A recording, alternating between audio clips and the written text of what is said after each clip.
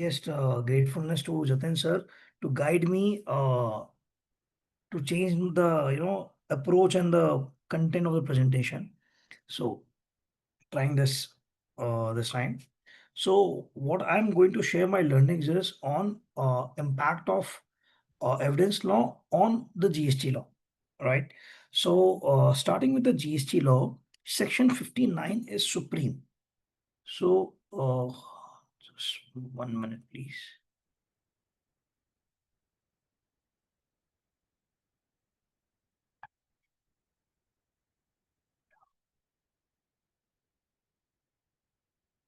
So section 59 goes supreme in the GST law, which says that self-assessment is the power of the RTP. Now, if in any circumstances the self-assessment is challenged, it is said that hardly 1% of the RTP is getting 65 audits, less than that is getting 67 search proceedings. So in any means, even a show cause is coming, even good morning, sir.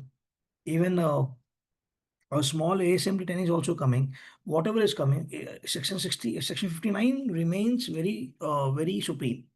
Now, if the assessment done by the SSC is to be challenged by the department, then that challenge has to be done in a proper way. And if it is challenged, then it has to be also supported by the evidences. And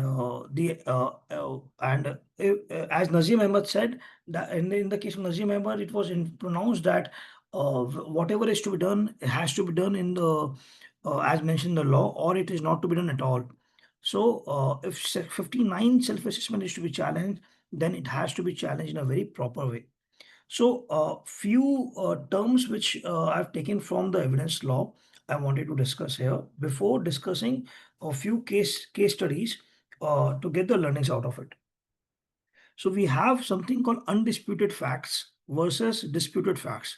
I'm not going into the literal definitions of the act. I'm just taking out the meaning out of it for our discussion purpose. So undisputed facts versus disputed facts. So as it is informed that what we agree is undisputed and what we are fighting about is disputed. Now in this uh, section 58 says that undisputed facts do not require any proof. If it is undisputed, then it does not require any proof in the proceeding of the case. Allegations which are left undisputed subsequently becomes the facts, right? So we have to categorize in a particular case that which facts remains undisputed and which are the facts which is to be disputed. Subsequently, there is something called relevant facts. I was looking for some example of the relevant facts.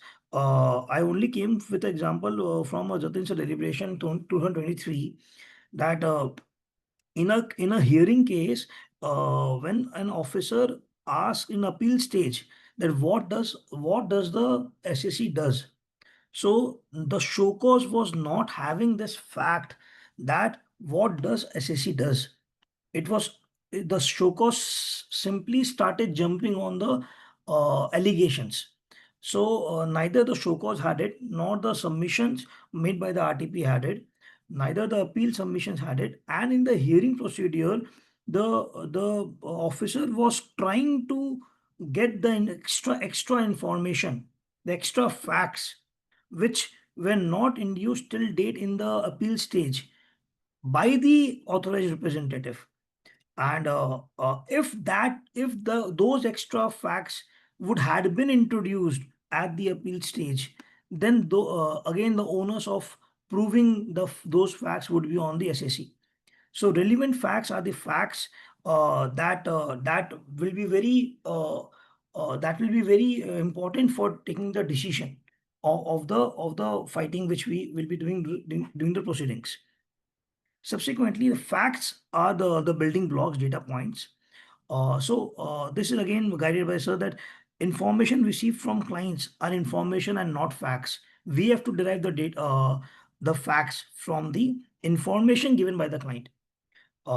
Fact is only happening in two cases in which it is supported by unimpeachable evidence or which is left undisputed by the counterparty.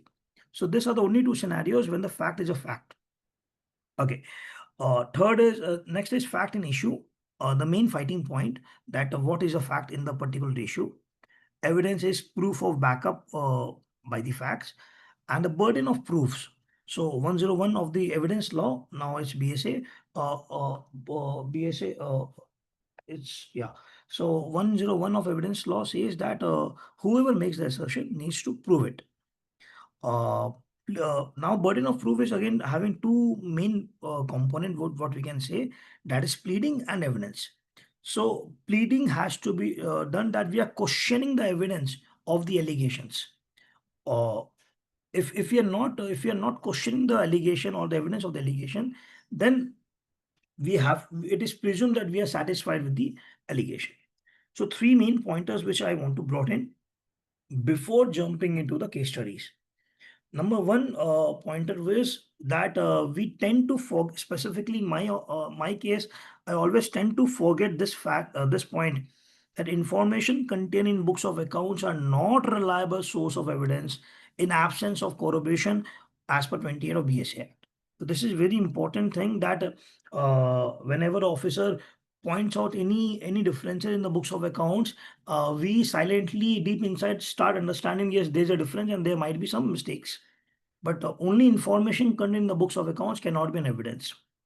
Second, whatever show cause notice we get, we need to explicitly put that show cause does not discharge the burden of proof. The allegation which a officer is putting on the show cause, if it is not there with proper evidence, then we have to put this that the show cause is not discharging the burden of proof, and therefore allegation is rejected.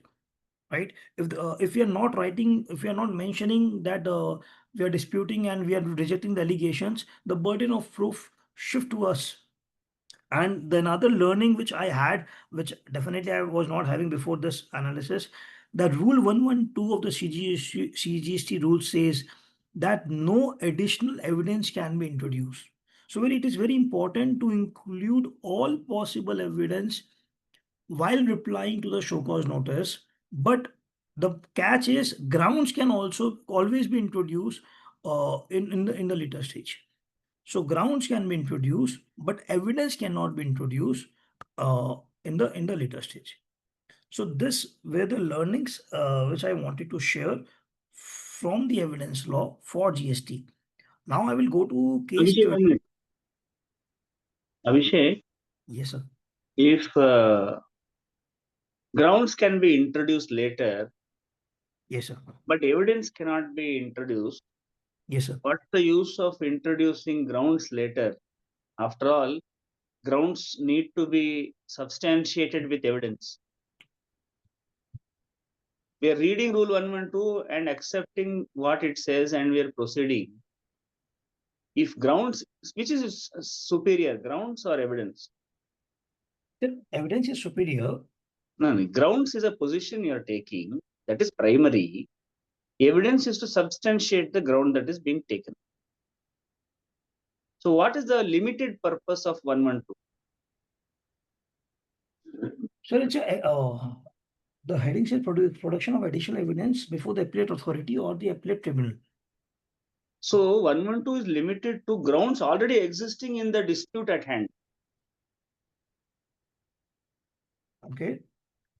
If it is already on record, if certain grounds, whether revenue side or assessee side, evidence in respect of those grounds cannot be additionally introduced unless leave of the court is taken. See, we have to be careful. This 112 is being quoted as a hindrance to defense strategy. See, somebody will draft the show cause notice and come to you for handling the appeal. You find that many other things should have been said.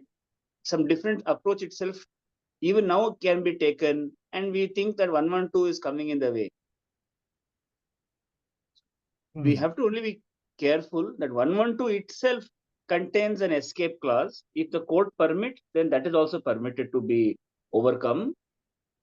You only have to show that there was good and sufficient reason for not introducing it earlier. Okay. Because on one hand, when we say that without prejudice, replies should not be provided, then Right. what about Rule 112 becomes a question? You understand? So just be very, very careful. 112, it is a it exists in the law only to ensure that the case does not go out of hand. Every stage it gets remolded into an altogether different issue. That is what should not happen. Okay. See, So, the case progresses like a funnel from a very broad set of issues. It gets narrower and narrower as it progresses further down the appellate stages. It should not become very broad midway. That's the only purpose of 112. so for example, yesterday during an hearing to first appellate, I forgot to, or rather, I missed pointing the ground, taking a ground that the case need to be put in a call book while filing APL 01.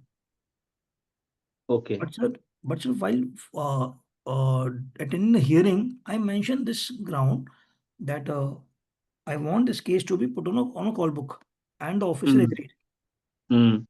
So, sir, 112, I was just trying to point it out, sir, 112 saying that grounds can be introduced. So, is it a case where I introduce a new ground? No.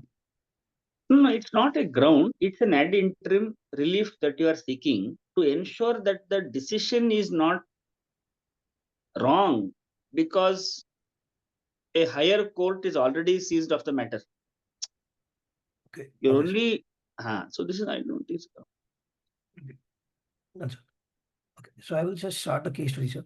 1 minute. Sir, can you give an example where a new ground is introduced and what would be the um, reasoning that we give to the higher court saying why we didn't introduce it later? I think like the underlying scenario I'm thinking is maybe the show cause notice was handled by somebody else and the uh, appeal matter is handled by somebody else and all of that.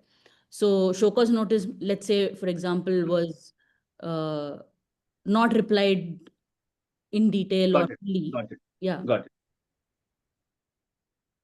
it. Show cause notice, let's say, is about 26 AS is not matching with the returns.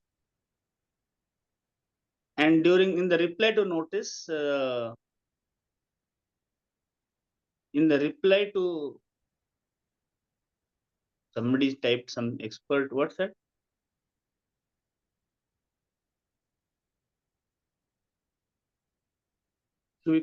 Somebody typed something in the chat box and it popped up. You please unmute yourself and explain what you're trying to say because you're trying to interrupt. Sir, I was just trying to add ex parte order, sir. Because, Expert order ಏನಾಗುತ್ತೆ madam? sir, as a department has passed the order without giving an opportunity, without asking them to produce the documents. So in that case, can we take as a ground of 112 saying that they were prevented from producing the additional documents or something that was? Yes, yes. For some reason, if without hearing being granted, if documents are orders passed, you can do that. You can do that. Yeah. In a case of 26 AS not matching with the returns, party has submitted a reconciliation. There is some difference in the reconciliation. Now, at the appeal stage, you want to bring out the fact that the 26 AS itself contains previous year and subsequent year data. Payments made for invoices issued in earlier year has been subject to TDS in the current year, and advances received in the current year in respect of invoices issued in subsequent year are also forming part of this 26 years. Now, ultimately, the purpose of the appellate remedy is to determine what is the liability. They can't end up determining a non-existent liability based on the procedures they wish to follow. So if you can show in appeal that there are inherently inapplicable data that have been considered in this 26 AS. Therefore, to confirm the demand will result in double demand. The appellate authority may be willing to entertain this new piece of information after examining why it was not possible to provide it at the earlier stage. So there are any number of examples in this. Got it, sir. Thank you. Just for everyone's consideration, I'll only say this. Please come up with a defense strategy ignoring Rule 112.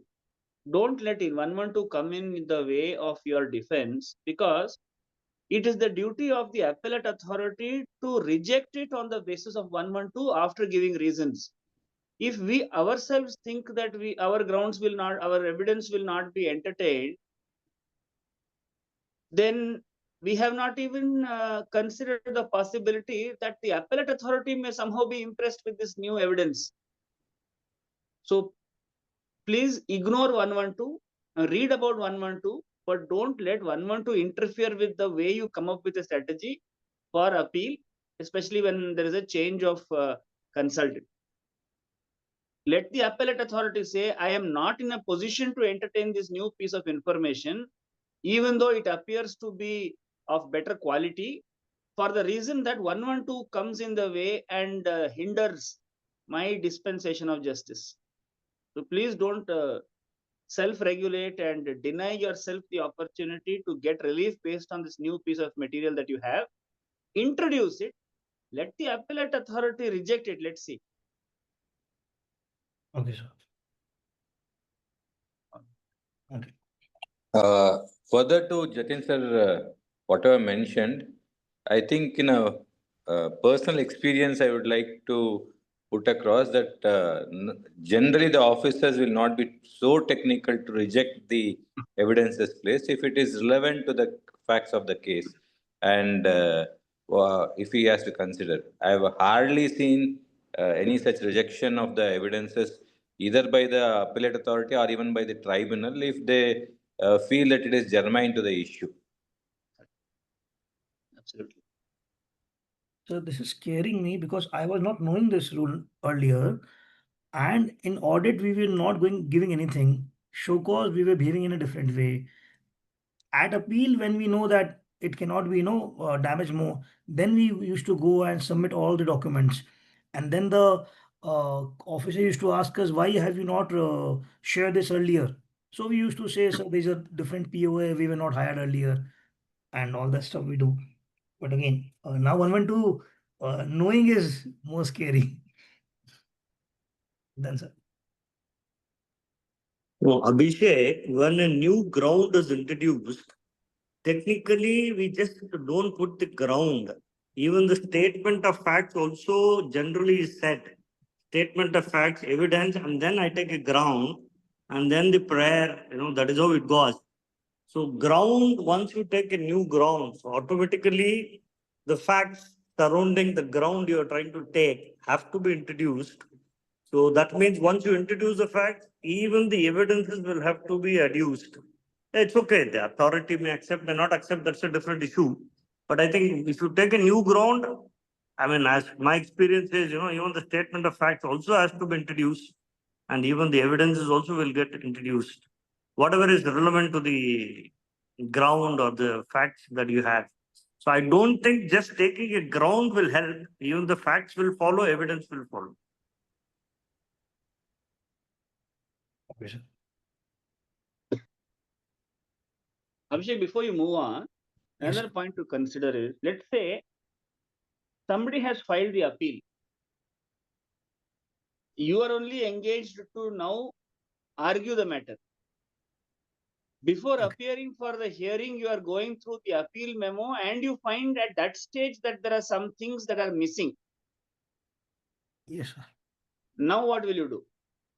Will you make an application for amendment of grounds, argue that application, get the amended grounds allowed before the actual disposal of the appeal? Or will you introduce these new grounds during your hearing in the form of synopsis, etc. So the later one. No, you can't do it in the. See, there is a procedure where you cannot get relief more than what you have asked for, which is why in the prayer always it says pass such orders as may be deemed fit and proper. Right, sir. Because let's say we have not asked for remand, then we can't get technically remand unless the court feels that we have left room in the prayer. Suppose we are asking for remand in the prayer, respondent can object saying that how can you decide on merits, because a prayer is only for remand of the matter. So you can't modify the grounds in synopsis. You have to make an application for amendment of grounds. To say that ground number 3 and 5 you wish to withdraw and introduce ground number 13 and 14, and like Vijay sir says, provide the background to the amendment saying that this is relevant. Now the court is going to sit and decide whether that should be entertained or not. See, when you go and sit in the CESTAT to watch proceedings, when you're seeing the cause list as to when you want to go and sit, normally we tend to look at regular matters cause list. Please Right, sir. pay special attention to defects cause list, miscellaneous application cause list, etc., to know whether it is a defects that is being heard and disposed of, or it is a ROM, ROA, or amendment of grounds application that is filed. That is going to be very interesting as to on what grounds the court allowed amendment of grounds, or in what cases they did not allow. See, in the GST 80 procedure rules, we have one rule that is not very clear. Very vaguely, they have provided for interlocutory applications. Yes, sir. Yes. I'll give you a small example. Let's say we make an application for amendment of grounds. Tribunal rejects the amendment. Tribunal rejects the amendment. Can we take the rejection of amendment by tribunal and take it to High Court?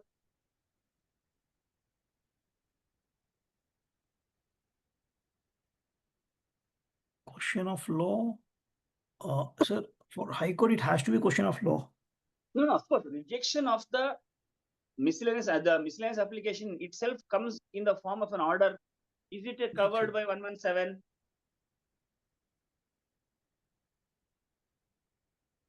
Okay. If you not considered it, make a note of it. We can discuss it at some other occasion. But there are ways in which you can jump the queue. There are ways in which you can go to High Court on an important sub issue and come back to tribunal. There are many things like that can be done. Little bit, be careful. Make a note of it. We can discuss it another occasion. But you Right, continue. sir. Right, sir. So 111 says, 117 says, sir, any person agree by any order. Yeah.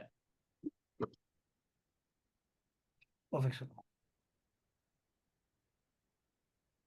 Shall I move further? Go ahead.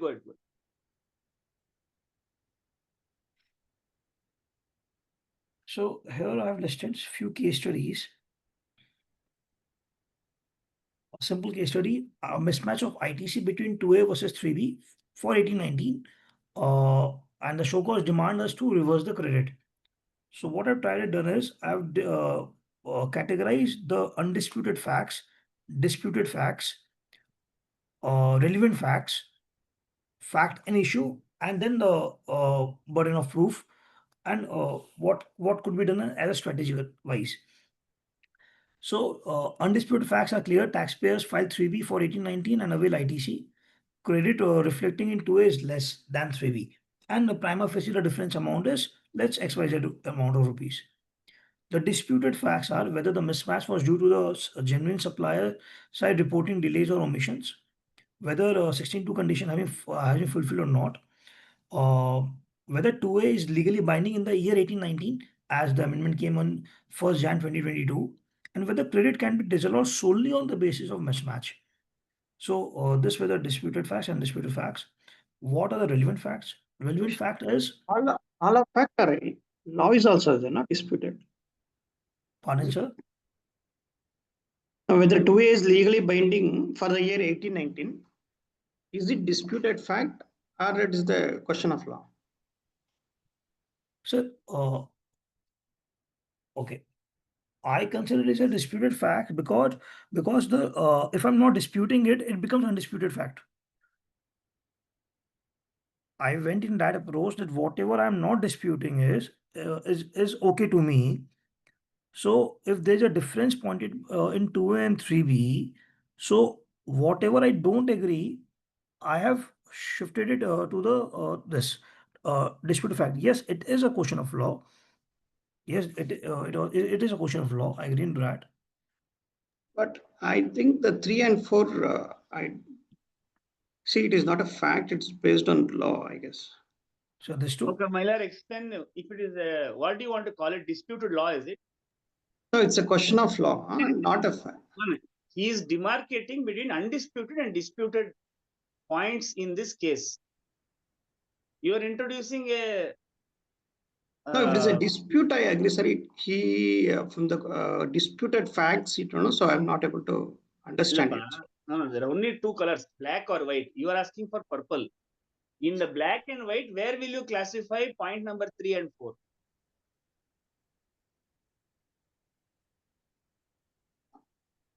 Mylar, if it is not a disputed fact, what is the name you want to give it? No, it Disputed is law. not a fact only, I'm saying, sir. For him, it is a disputed fact in the case. If he agrees that 2A is binding, then it is undisputed fact for him. See, the applicability of the law, it is a fact in that case, no? Okay. I'm not trying to say Issues. what Abhishek is saying is correct. I'm only trying to say, when you are disagreeing that it is not a disputed fact, I'm asking you to give the name for it. What is the name then?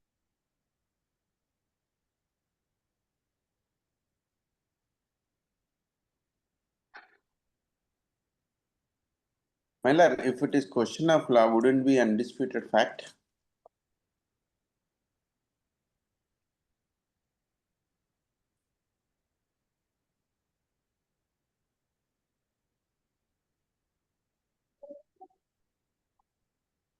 Mailaj, now you have halted the presentation.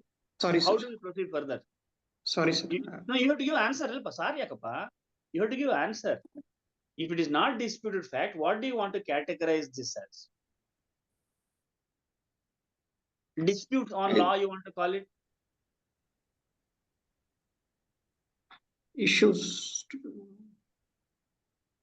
Sorry, sir, I'm not getting, but I thought. See, Tuesday morning, no, we must not bring our English reading comprehension capability and 5 minutes of thinking and start objecting. If you, I'm assuming that you have given this topic sufficient thought and consideration when you raise your objections. So you have to now answer what you want to call it. You don't want to call it disputed fact. So your grievance is it is not a fact. Therefore, you want to object. What is the alternate you want to suggest? In English suitable ಆಗಿಲ್ಲ ಅಂದ್ರೆ ನೀನು presentation ನಿಲ್ಲಿಸಬಾರದು. So what do you want to call it? I thought dispute in law that to be resolved. See, the fact is defined as the fact is the things, state of things, or the relation of things. That is how fact is defined. A law can also contain a fact that is relevant to the case. Okay, sir. The actions of a person can also be a fact. You are equating fact with actions. Okay. Therefore, this confusion will come. But to accommodate, Abhishek, you can add another column. Facts that are undisputed, position of law that is undisputed, facts that are disputed, position of law that is disputed. So that Mylar is happy. No. Asai, I want to understand, sir. That is not. You didn't question the point 3 and 4. You objected to point 3 and 4. So you have to provide an alternative if you're objecting.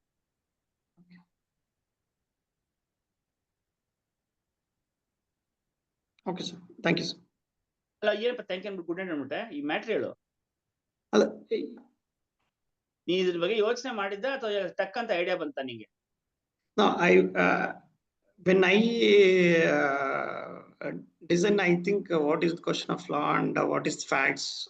In that way, I do normally. ಅದಕ್ಕೆ confuse ಆಯ್ತು sir.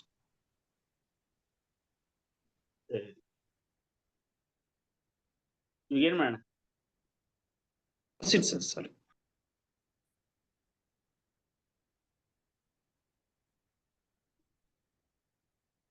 Okay, Abhishek, proceed. May I have given permission? Proceed. Okay. So sorry, Excel. Excel ಅಲ್ಲಿ PowerPoint ಮಾಡ್ತಾರೋ ನೀನ್ ಒಬ್ನೇ ಕಣೋ Abhishek? Yes, sir. Excel में PowerPoint करने वाला तू एक ही रहे पूरे कंट्री में? So sorry, ठीक है, sir. वो बाद में बात करते हैं. I thought this way it is more. नहीं, ठीक है. नहीं, you proceed. Okay. So sir, undisputed and disputed facts, it is done. And then, sir, we discuss now the relevant facts and the facts in issue. So the relevant facts are the facts which is connected to the law or the circular and the notifications. To do 2A is a auto drafted document. 1819, the matching mechanism was under 42 was not operationalized. There was a judgment of Supreme Court 2021 clarifying that 2A is a dynamic reflection, and a circular 183 got introduced for 1718 to 1920 period.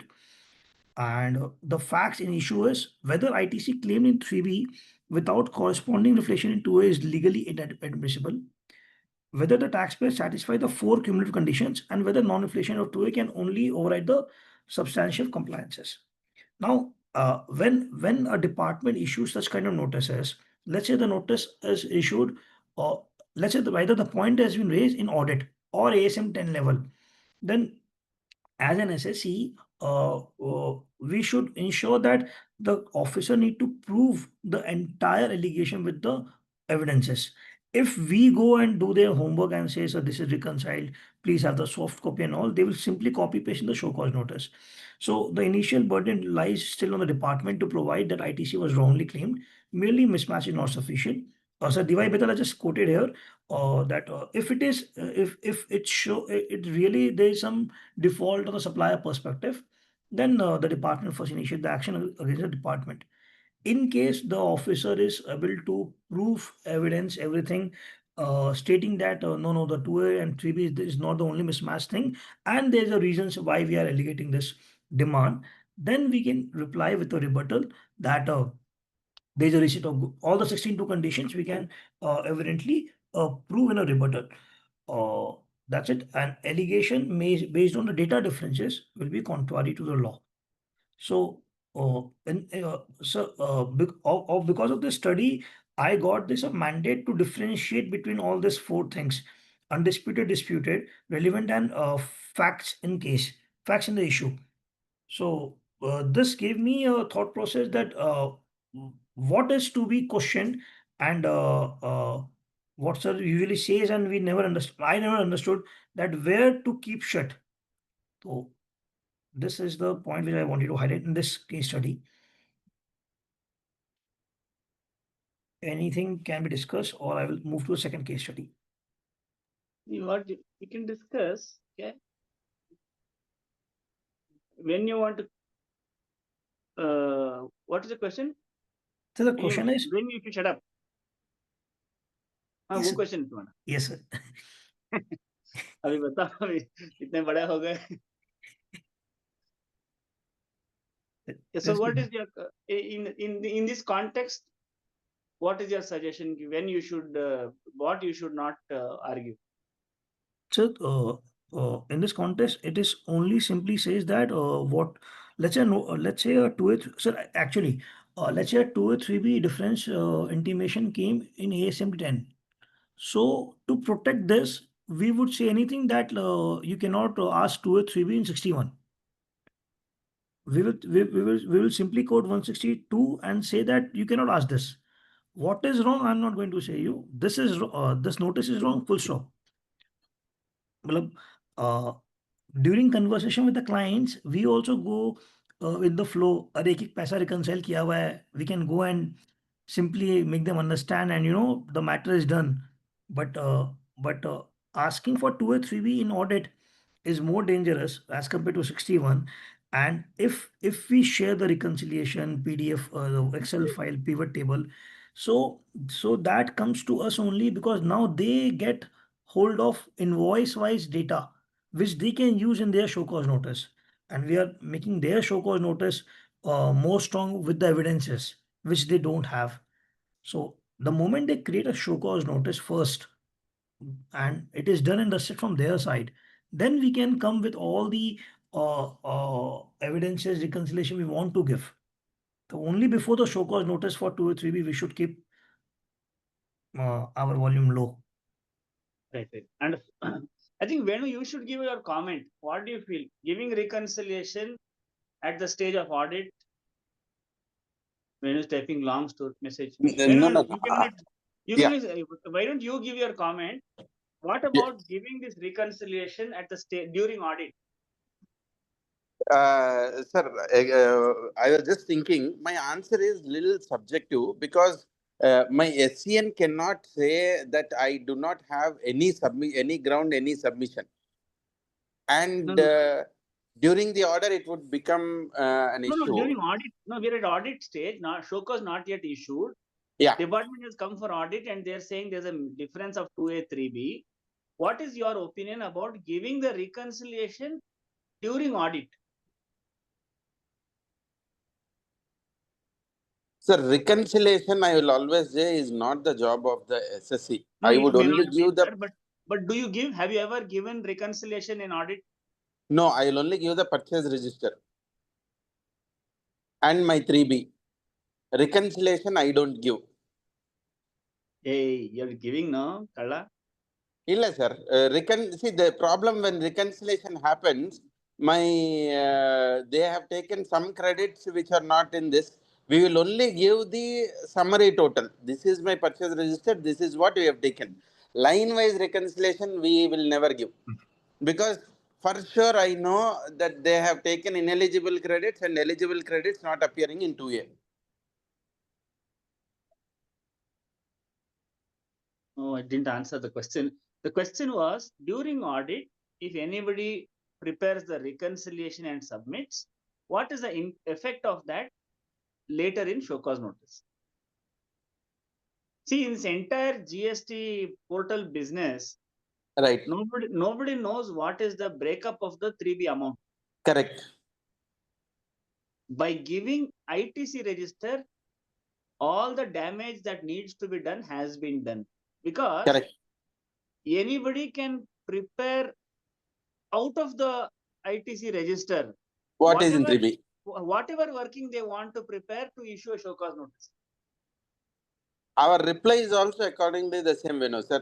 We give whatever we think are forming part of 3B is we say that this is 3B, this is there in 3B and this is not in 3B.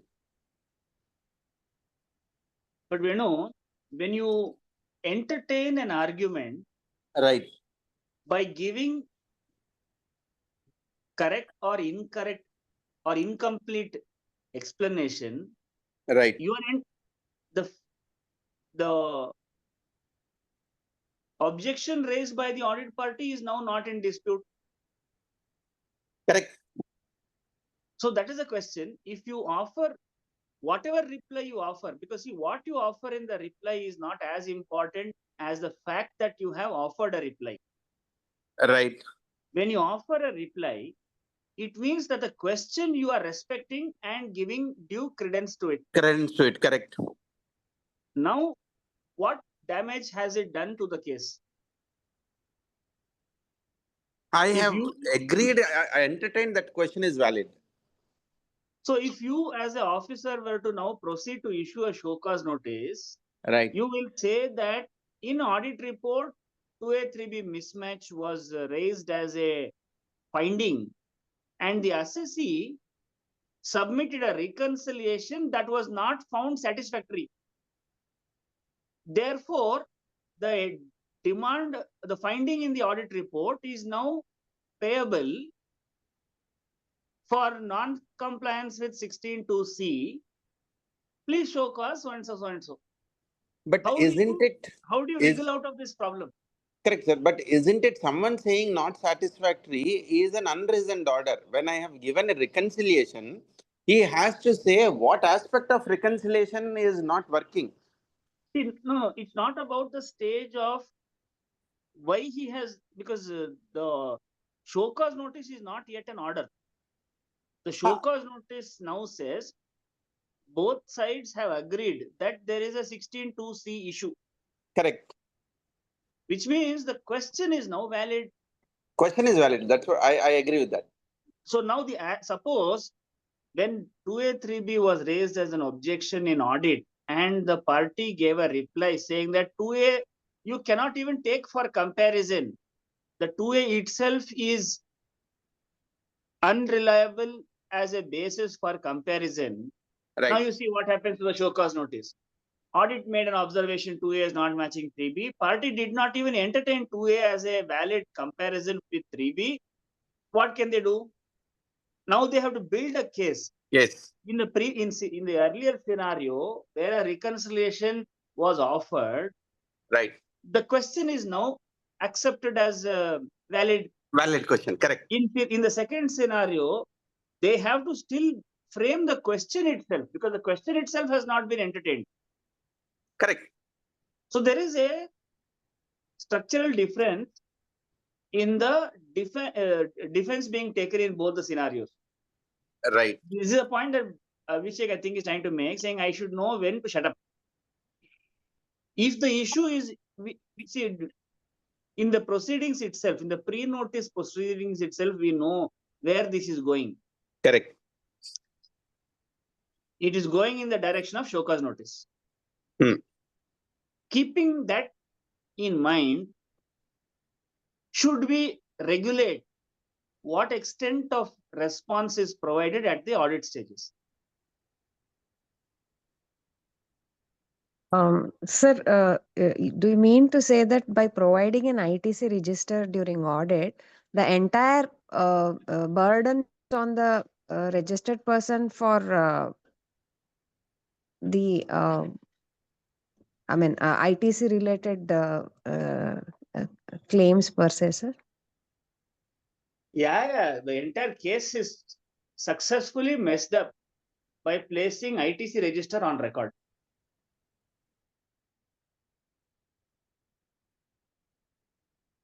Because the one who introduces the material has to prove admissibility of that material. Yes, I got it, sir. My God.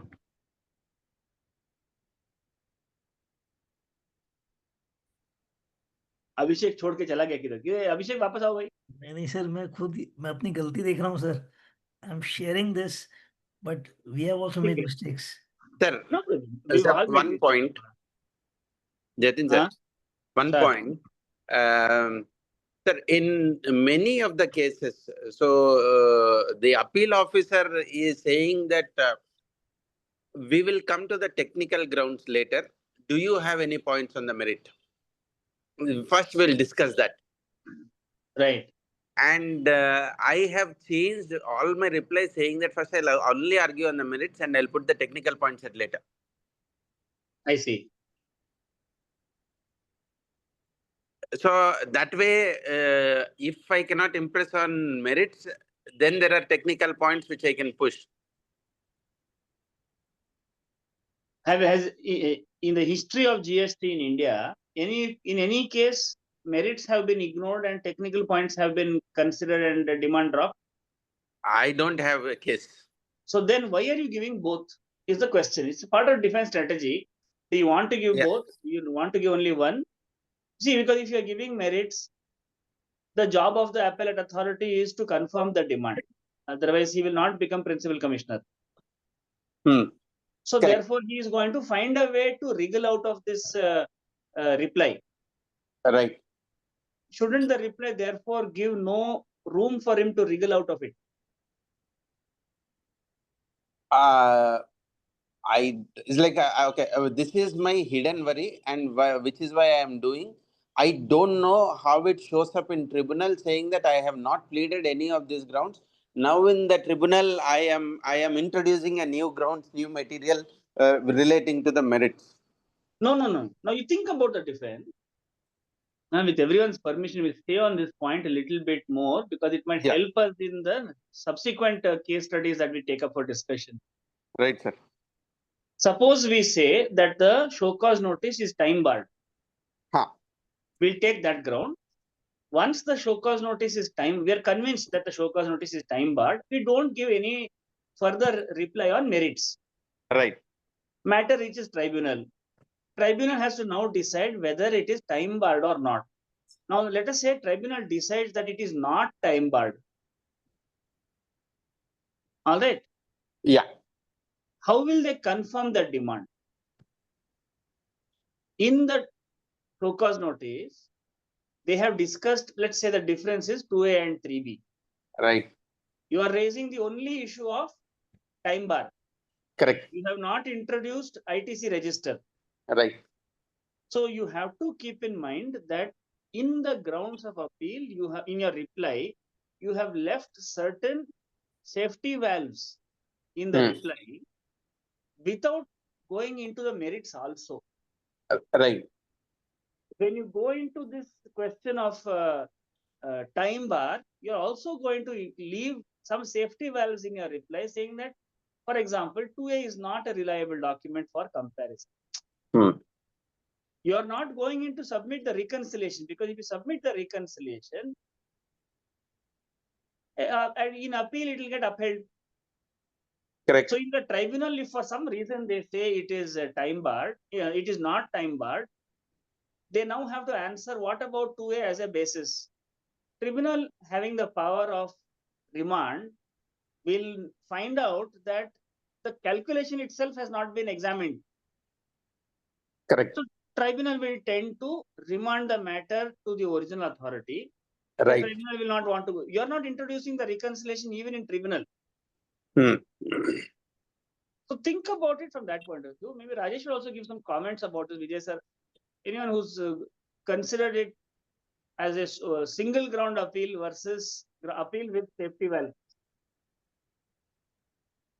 So we are not even asking that in the prayer, sir. Correct. Oh. So then, because it has to arrive at something, tribunal will have to choose this path, is it, sir? Is it that way, sir? No, tribunal will remand. Tribunal will not sit and do 2 or 3 reconciliation. No. The first appellate officer will not remand. He will do the whole work.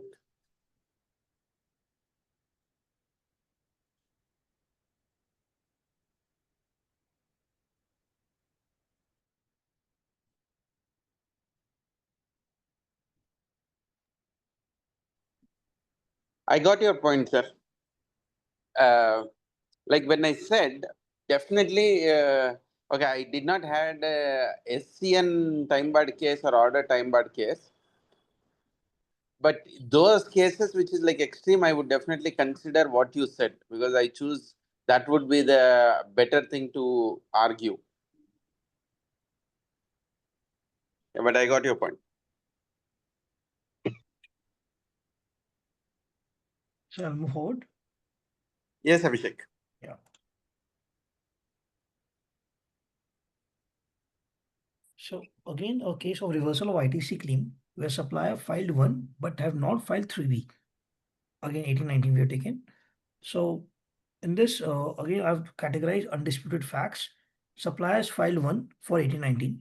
Invoice wise ITC is reflected in 2A. Supplier has not filed 3B for the said period. Registered person has claimed ITC in their 3B for 1819. Disputed facts. Whether non-filing of 3B by supplier is sufficient to deny ITC. Whether tax has actually been paid to the government, let's say by DRC 03 or something. Whether the recipient fulfilled all conditions of 16.2 or not. Whether the recipient had knowledge or means to detect the non-filing by the supplier. Okay. Now we are going to relevant facts and infraction issue. So 16(2)(c) mandates the tax charged must be actually paid by the government. 3B filing of 3B is important. It's a procedural requirement. One reflects the intention and acknowledgement of the outward supply. However, 3B is a mechanism to make the tax payment. Circular 183 was introduced, and 86A could have been done only when there's a reason to believe. Right. So this were the relevant facts. Facts in the issue is again, those things has to be decided whether merely non-filing of 3B. I'm not repeating this again. This is the fact in the issue. So again, in this case also, the primary burden is on the department that saying that your supplier has filed GSTR1 but has not filed 3B. So tax had not been paid to the government. The recipient had no knowledge or participated in the default, and that the transaction is not genuine or lacks bona fide intent. What we could have done is that the moment we get such an allegation, we would only file a rebuttal when department present their cases, and we must reject. We must dispute the demand and reject the allegations, uh, stating that it is contrary to the facts and to the law. And if in case we straight away go and say that we have invoices and everything, then again same thing happens that we cannot challenge back, come again and challenge again those basic things that know that we are not liable to pay. And we must also put a record that have the department initiated any proceeding against the said supplier. If there's any proceeding towards the said supplier, then has there been any recovery? And if there has been any recovery, so there cannot be a double recovery of the same amount. So with respect to evidence law, evidence act, sorry, wanted to put this point that in a scenario of like this, where we have nothing to do, but department is alleging with the evidence that 3B is not filed, and in one column of GSTR 2A we can see that 3B is not filed, and that too in a later stage, not during the time of 1819. Then also we must not straight away jump to the bank account statement and invoices, but to reject the allegations on record.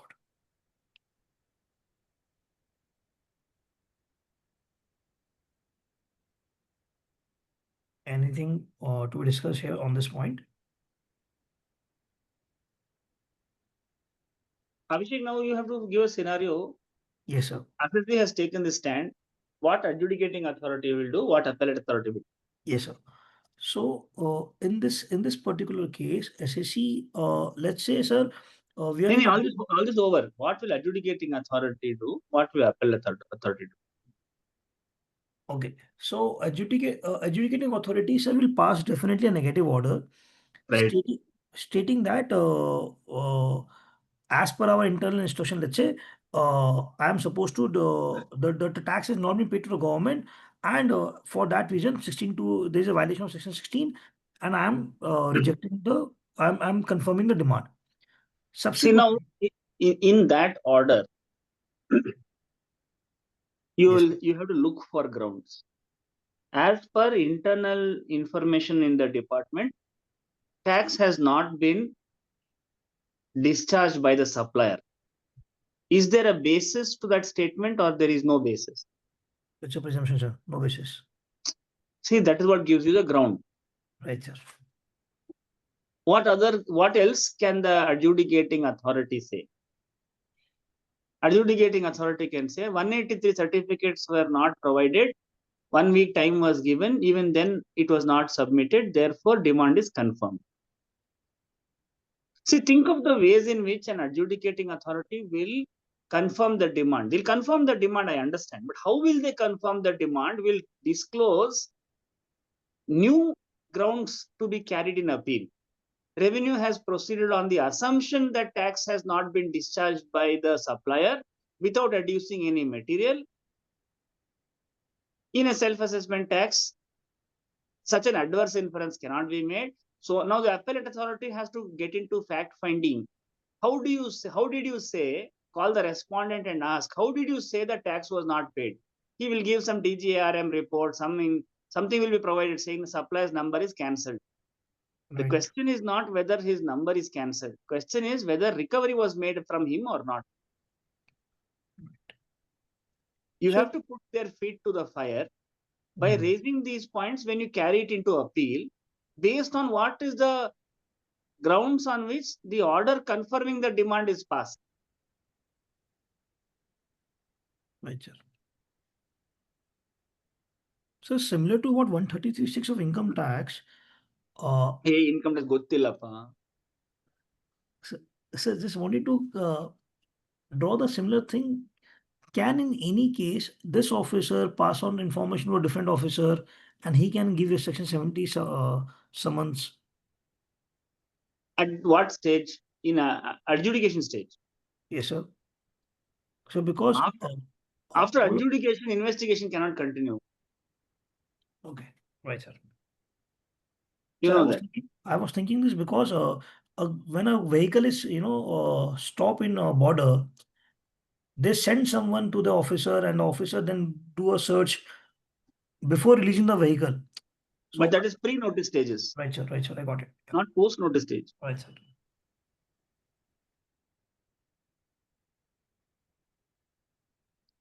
Sir, Yes. can this 155 and this burden of this 155 operates only at the time of investigation, no, sir. Once the show cause notice is issued, that entire thing, whether it is input tax credit or output, it shifts to Department of Finance. Illa, I didn't understand. No, this burden of proof in respect of ITC, the law presumes that the taxable person has to prove. What But, does he have to prove? No, what does he have to Eligibility. prove? Eligibility of ITC. No, not eligibility. Entitlement. What is section? What does 155 say? What is the word 155 uses? Eligible for ITC. Where any person claims that is eligible for ITC, the burden of proving such claim shall lie on such person. Then now, Mailar, As on this question, which aspect is being established? What makes you eligible for ITC use? so What all makes you 16. eligible? Eligible is 16.1, 16.2, 17.2, 17.5. Is that what makes you eligible? Correct. So there now, if you say the burden to prove that you are eligible for the ITC, see the procedure to claim the credit is after eligibility or before eligibility?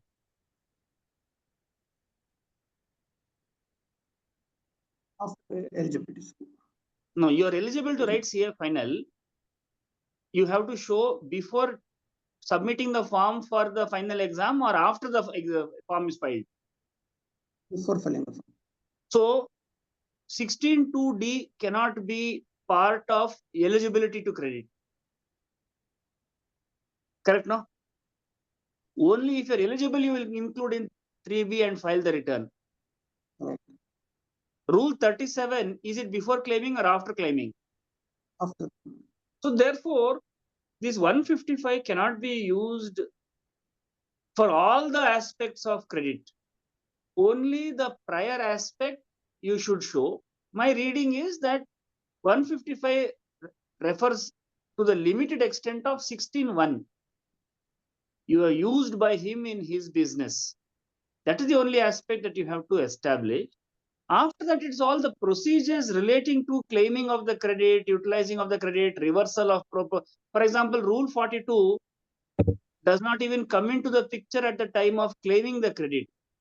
You should claim it later only. Once you have exempt turnover, you have to reverse it, etc. 155 should not be given so much of importance to say that it applies throughout the lifetime of that credit. It applies at the point of eligibility only. When sir, sir, ಏನೇನೋ ಮಾಡ್ತೀರಾ sir ನೀವು chat ಅಲ್ಲಿ ಕಳಿಸ್ತೀರಾ ಕೈ ಎತ್ತುತ್ತೀರಾ ಕಾಂಗ್ರೆಸ್ ಅಂತ ಹೇಳ್ತೀರಾ BJP ಅಂತೀರಾ ಏನ್ ಹೇಳಿ I don't want to disturb your flow. because orange color hand symbol you are putting, so now I don't know which party you are. Sir, Now, like I definitely had this doubt to discuss on. Rule 42 is definitely after availment. And in the first point of the Abhishek slide on the ITC eligibility and exemption, if there is a situation where a supply was held as exempt by the registered person, which otherwise treated as taxable by the officer. Now the SSE has availed all the credit, applied Rule 42. Since he held it as exempt, so the reversal happened automatically. If when the position of the law changed from exempt to taxable, so the computation of Rule 42 necessarily also to be changed by the officer because the SSE had made a claim, then the computational provision is erroneous. So the demand should be made of net. Is this position correct? No, you can take that view, but the demand will be supported by 155. That is not true.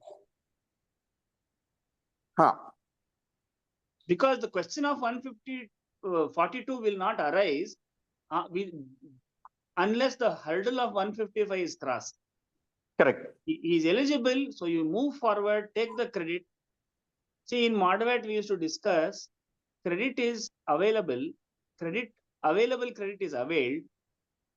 Credit that is availed is not to be disallowed. What is remaining should be utilized. Available, availed, disallowed, utilized. So if you arrange it in one certain order, we'll find that 155 cannot be introduced while examining 42. Correct. 42 is only the fine niceties of computation of reversal. Right. So you could take that point which you are saying. Yeah. Venu sir, then wouldn't it be barred by 16.4? Why? It is only a computational error. It has been availed and reversed. Where is the question of 16.4 coming in? So it is like a reclaim of the reversed ITC, is it? It is. I don't know how to put it. There is no specific word of reclaim. So when the demand is being created, the liability has to be assessed. So Rule 42 also, assuming I did a short reversal. So the officer has to do a computation of Rule 42 accordingly.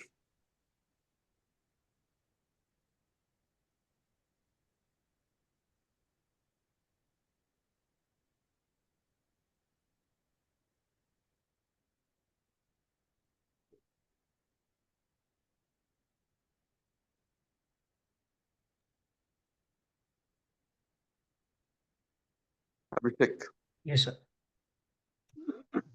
Abhishek, on this point, Yes, sir. क्या तो तू कर रहा है यार Excel में magic. Sorry. On this point, see, look at this. We are saying ITC reversal. Let's take a pre-primary burden. Primary, secondary, we have discussed. Pre-primary.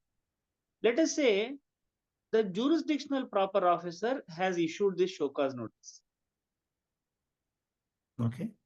The officer who operates under Chapter 12, Right. scrutiny of returns, vagara, that officer, it is not an audit officer, it is not a enforcement officer, it is a jurisdictional officer who has raised this point. Okay. Can we take a ground that this officer could never have raised this point because arriving at the demand requires verification of documents? If documents are satisfactory, demand would not arise. And if documents are not satisfactory, then only demand will arise. There is no opportunity in 61 for this officer to undertake a records-based verification. Therefore, this show cause notice itself is without jurisdiction. Just like, can a e-waybill vehicle intercepting officer under 68 cannot raise a classification dispute? Yes, evaluation, yes. Can we say that this jurisdictional officer, all the notices that he issues pursuant to 61.3 must only relate to The entire demand arising from the differences in the returns and nothing that can be satisfied with additional record.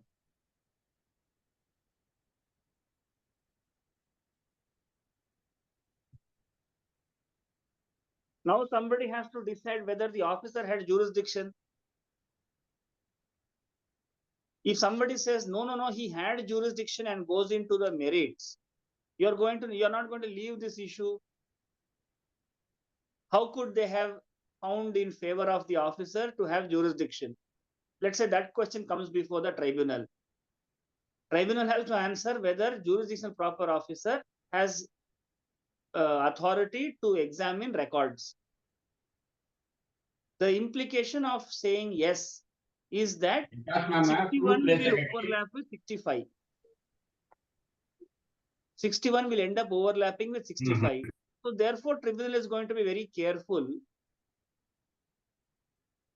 as to how a decision will be impacting other cases. What's the precedence value of saying that there is jurisdiction?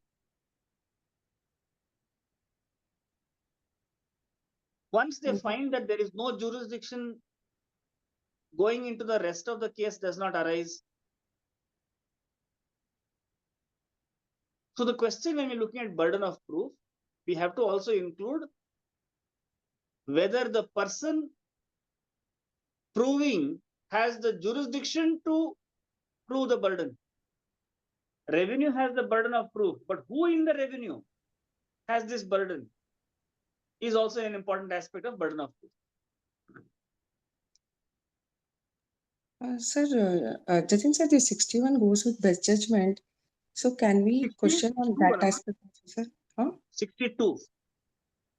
62, 63 la best judgment. So, okay, correct.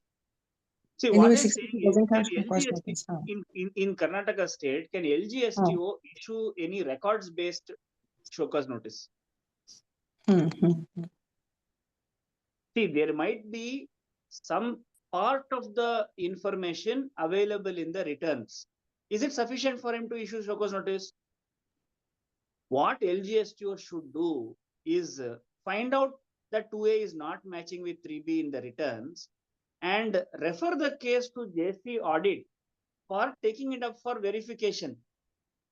Today, what is happening is that audit is doing a very small sample of selecting a small sample of cases. Therefore, audit work is being done by jurisdictional officer and enforcement officer. Yes, sir.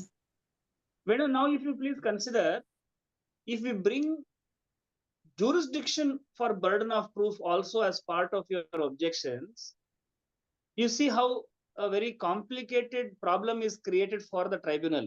They have to answer who should prove, how should they prove, and whether it has been proved before they even go into the merits.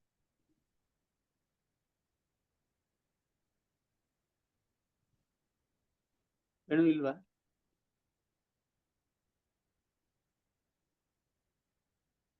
Okay, Abhishek, you make note of that and we'll proceed. Yeah, but this was a good learning, sir. So, at what level we induce this, sir? Before replying to the show cause itself? At the earliest, somebody can say, if you have not raised this objection early, you had no objections about this issue at all.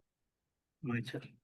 So therefore, you must have in all your replies one standard 10 points as preliminary grounds, preliminary objections, whether it is applicable. See, look at it this way.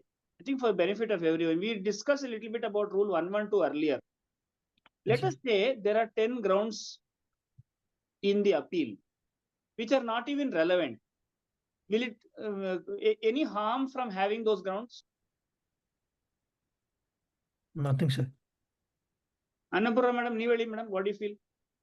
No harm as such, sir, if it is without. So therefore, you prepare a standard template of 20 grounds, whether applicable, not applicable. Few years later in tribunal, if they say, where have you raised this ground? One simple point I will tell you, preliminary objection. The show cause notice is without jurisdiction. Ashte one sentence. Leave it there. It won't hurt you. It will come in handy later.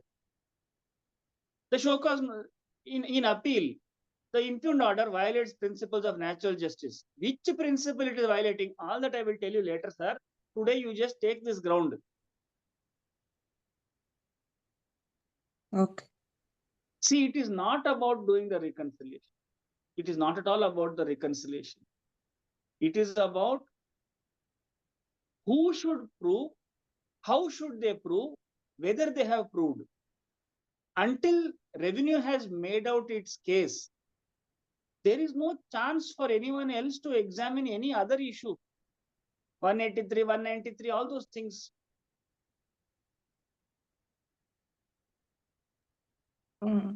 Sir, even in this case, what Abhishek is taking, can we not say, sir, that IMS has been introduced now where we can trace that supplier has paid 3B, or 76 can be imposed on supplier? Can we add that kind of thing also? Because 76 doesn't have any time limit as such. So supplier has collected and not paid the tax to the government. So ultimately the action should be taken against supplier. So is it something where we can look, or amendment was prospective, all that But we have stuff? to be careful. Action should be taken against the supplier. Does it indirectly also say that 16(2)(c is violated by me? Okay, because 16(2)(c, if you read, it is saying tax paid as such. So Correct. Action should be taken against the supplier. When you're trying to वो जब दिशा बदलने की कोशिश करते हैं, when you're trying to change the direction, are we indirectly saying yes, we have made mistake, but पहले उसको पकड़ो? Okay. We should be very careful in how we say this. Action has been taken against the supplier also, and recovery completely made. Suppose you were to say that. Department said, no, action has not been taken. Either department has to say action has been taken, or they have to say it has not been taken. If they say action has not been taken, then in appeal you can say, look, department is agreeing that they have not taken action. 2018 press release says that they will exhaust their remedies against the supplier before coming to the recipient. See, you have to put the question in such a way that the answer that will come out will be to your advantage. All happily married people will know how to do this. You put a question in such a way that no matter what answer you get, it will be to your advantage. Got it. If we say IMS, what might happen is a more refined procedure introduced subsequently does not take away the duty under 16(2)(c on the recipient in the past. Okay, because that was not reflecting the basic data, whether he has filed 3B or whether he has paid through 3B. That was, now it is visible. So that is only the thought I was thinking, sir, because that was not visible. You're right. All these things can be used. Only thing we have to only keep in mind what is the implication of taking such a ground as to how someone who is equally smart can use this statement to their advantage. Yes, got it. Sir, in CSTAT, we were seeing one case. Sir, can it be a way when the justice become frustrated and say, okay, let it be, but you now answer this, that why it is not, what is your real reason of the defense? Can it go further also? Yeah, it's possible. It's all about the craft. How you tactfully handle the judge. Okay. Sir, one more point, sir. This JustStat rules also has on additional evidence, and we also have 112 in CGST rules. So when it was already there in the CGST rules, is it still applicable for this JustStat, sir? Because Rule 45 is also bringing out that additional evidence, and specific CGST rule is also talking on 112 with all that exclusion. That exclusion is. Madam, when you presented, we all agreed that these rules are not well thought out. It has been drafted in a hurry by 11th standard student using ChatGPT. Okay. No, I was just trying to connect with that additional evidence. So that's not well drafted. Okay.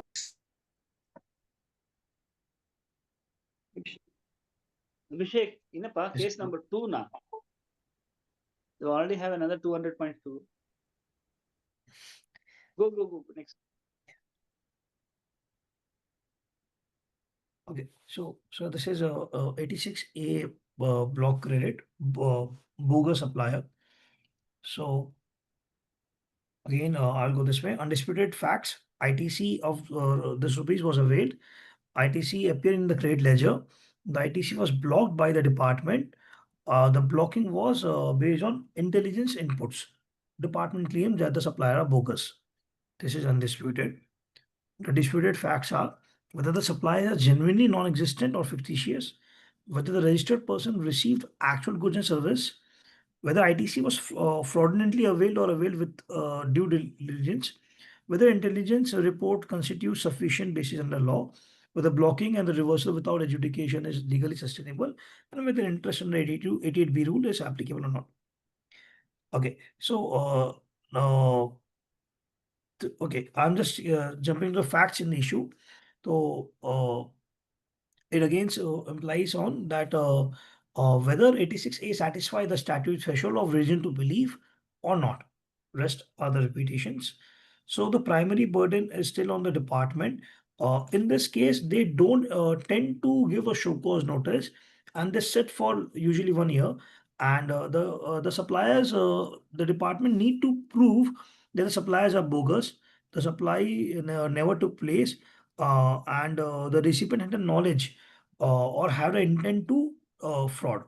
So in this case, what we usually do is, if a business is a running business and the 86A blocking is done, so we go and couple of submission is made to the officer or the commissioner to open the blockade. But again, if it is not done, the department ask that okay, give us all the documents and we will see and verify, and then we will open the case. At that stand, we need to put on record that please initiate the proceeding of the under 7374 and unblock the credit. But if we go and submit the documents, then it will lead to a show cause notice with lot of ingredients which they don't have before blocking of the credit. No. 1 minute, 1 minute. 86A case is different from 2A, 3B case. Yes, sir. In 86A, we are looking at specific purchases. Right, sir. 86A cases are matching credits, not credits which are not matching. Yes, sir. Matching credits. 2A, it is visible. If it is not in 2A, it can't come in 86A. Right, sir. Now the question is, they have blocked. There is no requirement for show cause notice. Got it? When they have blocked, what is the question? What is the response? What should the taxpayer be doing? What all he does is different, but what should he do? So the moment it is blocked, 86A order is received to us stating that it is blocked because of non-existence of the supplier. All right. Now in 86A, there are 5 circumstances. Yes, sir. All 5 cannot be wrong, cannot be attracted. What Right. we need to know is Which they are specific- not going to unblock it. You agree, no? Yes, sir. They are not going to unblock it. So हाथ पैर बेकार में नहीं मारते. हाथ पैर, we have to do those things that will help in the show cause notice reply tomorrow. In 86A, what you need? You need to know what mistakes they have made. Out of the 5 things, which is the ground they have taken to block the credit? Because the ground taken to block the credit can become different when the show cause notice is issued. Correct, no? In 86A, they can say we have got a confidential report that 86A action should be initiated. So therefore, they will block. They don't even know which of the 5 reasons. In the show cause notices, they will say your supplier has run away. If the supplier has run away, does it mean 16(2) B is not satisfied? Abhishek, Right, sir. is 16(2) B not satisfied? Yes, sir. It is satisfied. Pause. Yes, it is satisfied. Yeah. Supplier has run away means A is satisfied, double A is satisfied, B is satisfied, D of course is satisfied. Is C the question? How can they say 16 to C is not satisfied when it is matching with 2A? Right. So at the 86A stage, you have to only ask for which of the 5 circumstances. There will be no answer to that question. Keep that reply in hand. After 1 week, file another reply saying a letter saying that you are not blocking this credit. Please give me show cause notice. In 3-4 months, they will give you a show cause notice. After show cause notice is given, give another letter saying, Avi, now that you have given the show cause notice, there is no reason to keep the credit blocked because it amounts to premature recovery. Right, sir. They will be forced to unblock it. Right, sir. So at the stage of 86A, we should not use the same points that comes from 2A, 3B. We have to create grounds that will be contradicted possibly when the show cause notice is issued, Right, sir. isn't it? Right, sir. Because in 86A, the 5 grounds, it touches. Sometimes it will touch 16 to C, sometimes it will touch 16 to B. They can't be vague about it. Yes, sir.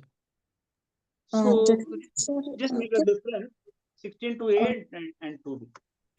so can they rely only on that investigated report and can they raise it as a reason to believe in for Yeah, blocking this? but the jurisdictional officer has no other information. He is just acting on instructions. JC के पास कोई report आया है, उसको लेके कुछ करना है तो कर दिया. Sometimes DGGA will send a report to the JC saying that इसका इतना block करो. Because he has written here the blocking was based on intelligence report. So can Correct. that be a reason to believe for 86? So that also we can question. No, the reason in the intelligence report is the reason for blocking, not the report itself. Okay. So that reason should be stated, no, sir. So even we can question if that reason is not stated here. No, they are not going to give any reply. Okay. We know that. We only want to put these points on record at the 86A stage so that they cannot change the stand in show cause notice. Suppose they say your supplier is bogus. Your supplier is bogus. They cannot come and say tomorrow 16 to C is not filed because 2A is matching with 3B. Okay. You understand? Got it. See, this 86A fake bill, these are all the easiest cases to fight later, provided the right steps are taken in the pre-notice stages. Okay.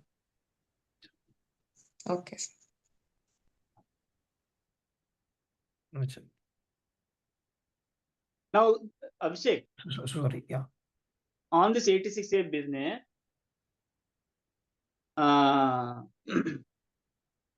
is there a case on section 83? No, sir. I've not taken that. Okay. So on 86A, after 1 year, it will automatically get unblocked. Right, sir. What happens then? So if the proceeding of 73, 74 is on, then we can use it.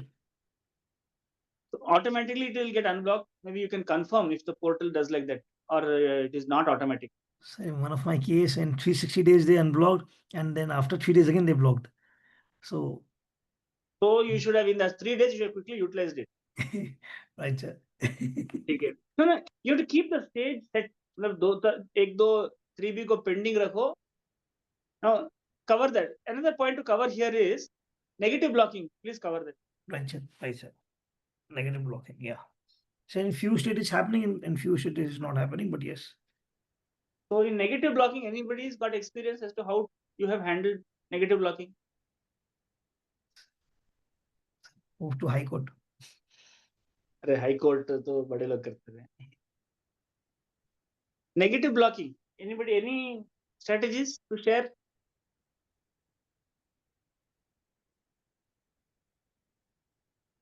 Rash, idhar aa.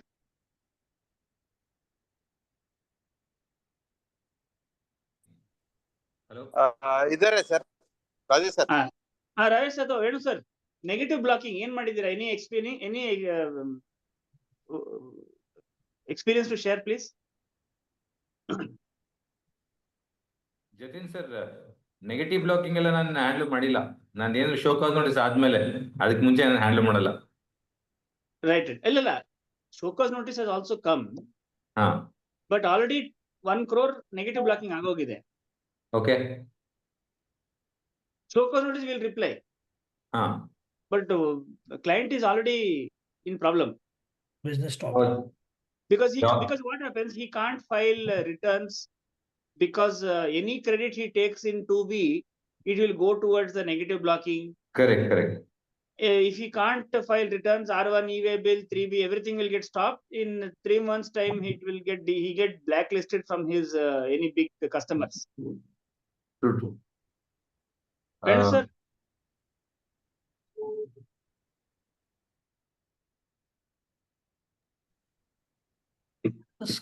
So skillfully can we take ITC and skillfully can we take more ITC and just ensure that negative Increase ITC and show returns. increase 2B, increase credit more than 2B, you're saying, Abhishek? Yes, sir. ಏನಪ್ಪಾ, full offense.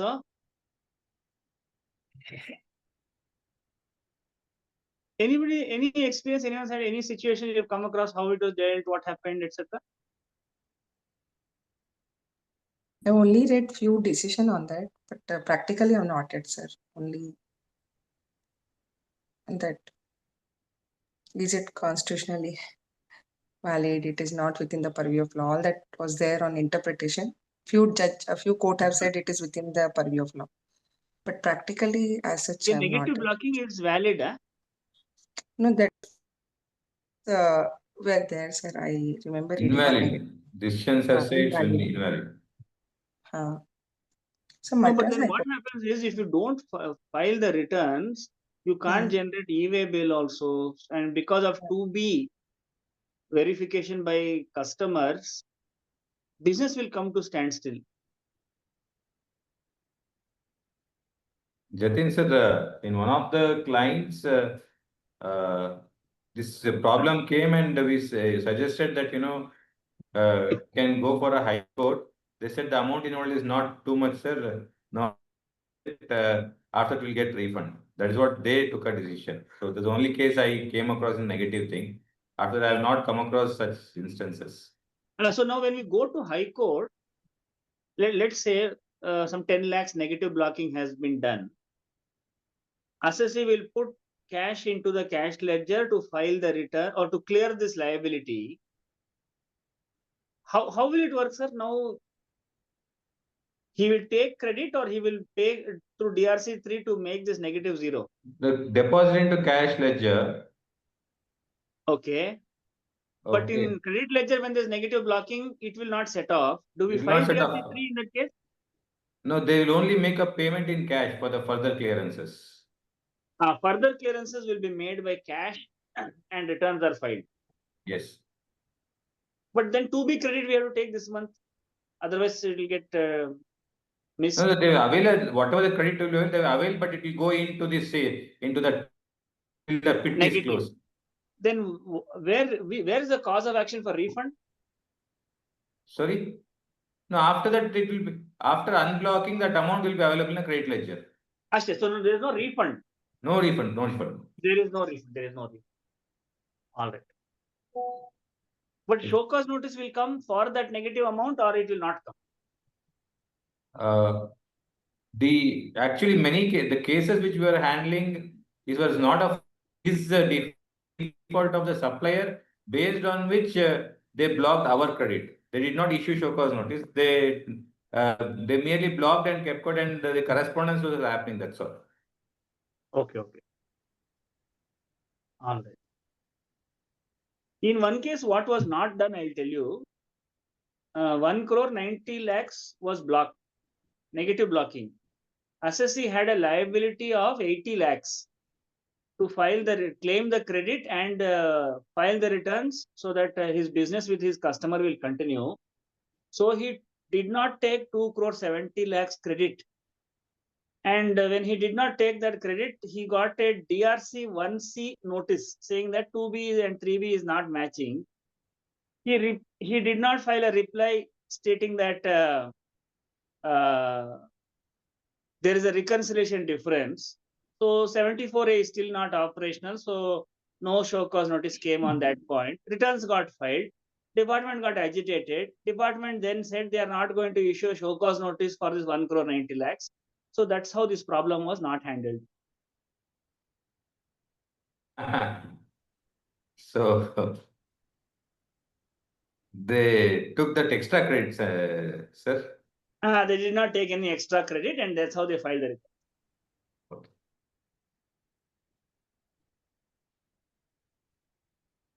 A practical way of solving the legal issue. See, because in High Court also, the grounds are very limited to say on how will you go to High Court. You have to create a cause of action. Because they have blocked on the portal for the High Court to be able to understand what will happen if you block the credit, except to explain. A good, skillful senior lawyer you have to engage to explain this to court. But generally, I have seen that in these kinds of cases, good advocates don't want to take up these kinds of matters. Got it. Got it. Sir, madam? Sir, though already there is a provisional attachment. Why this rule 86A is still again imposed, sir? They can still use only 83, na, sir? Because No, many 83A, section 83 is for property when any proceedings are initiated. Alva? Yeah, it can be under any section, na, sir. Earlier it was restricted, but I think from 2022, they have covered all the section from section 60 to section 74. No, see, audit is not covered. Only scrutiny of returns, intelligence, and show cause notice. No, sir, I think they made amendment, na, sir. Chapter 12, chapter 14, chapter 15. Chapter 13 is not there. So, provisional attachment is property. Is input tax credit property? If they attach ITC, then it will go against all the cases department is fighting, that Jayam and Company, ALD Automotive, etc. That is why they have created backdoor through 86A. Okay. And one more, just one more point, sir. This DRC 1B, DRC 1C, DRC 1D, all they have added, right? Because DRC 1B is for difference between 1 and 3B, and DRC 1C is for 3B and 2A. So what I'm trying to say is, already they have come out with this route of immediately sending an intimation and trying to recover it. So why can't hello, sir. Sir, so my question was, can we not challenge 86A only on saying that already there are other provision of law for recovery, sir? Challenge 86A saying it is redundant, or it is ultra-virus? Ultra-virus. I don't know. One is How do you say ultra-virus. See, no, one is ultra. Yes. There is another method to recover does not mean there must be only one method, alva? Okay. How do we say it is ultra-virus? No, because see, it is not. You cannot stop the business of the taxpayer, and it is nowhere. And there are other statutory provisions, so it cannot be within the virus of the law, na, sir. Because of some difference in credit, you cannot stop the business. You cannot make the further complaints. All that can be challenged, sir. Finally, it will affect their financial. I'm not so sure. Maybe Rajesh can comment. Yeah. Whether 86A is ultra-virus. First of all, 86A is only for fake cases. For fake racketeer, how you can ensure, how they can plead for justice? It's question of a revenue. I don't think it can, I mean, its validity cannot be quashed. That is what my view. Its viruseness cannot be, I mean, it cannot be held ultra-virus, in my understanding. Because your business I mean, the freedom of business cannot to an extent that the revenue can let go their interest of revenue. And it's only a provisional attachment, sort of a thing. Correct, Jatin sir? I think so, sir. I think so.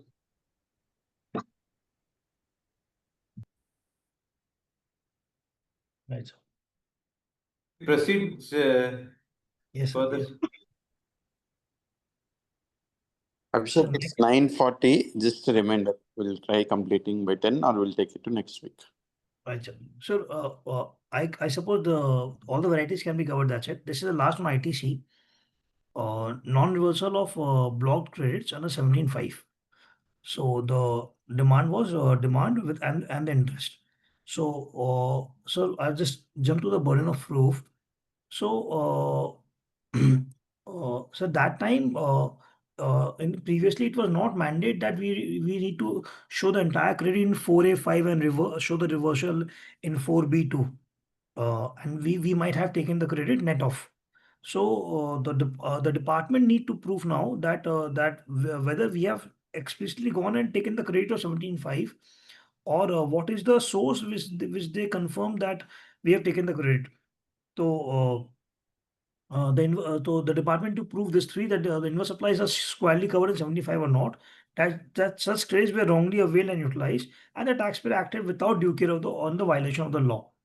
And so again, it depends at what point of the proceeding they have pointed out this.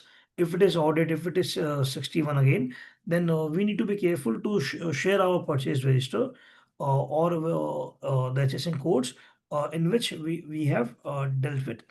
And the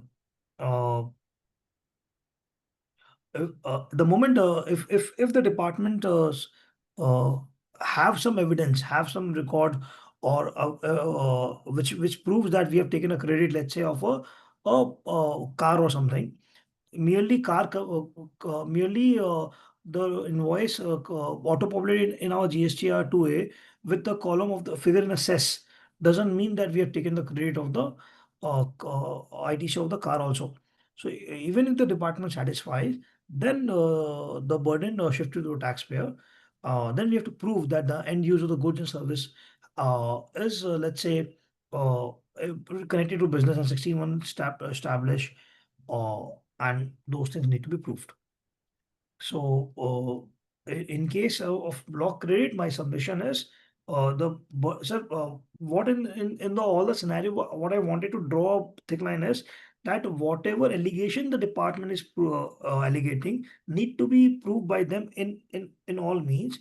But if there is any exemptions which we have included in our self-assessment or any exemptions, yes. So that is to be proved by us.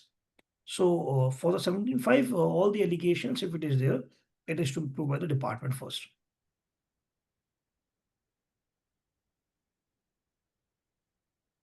So this was the point on the ITC. Also, I'll move or anything. One question I have. Yes, sir, please. One, on these grounds, when there is a difference of opinion, definitely a plea for being it under 73 and not 74, can it be taken? Because you are saying it is blocked, department, and ISSC is saying not blocked, and each one of us supporting some case laws.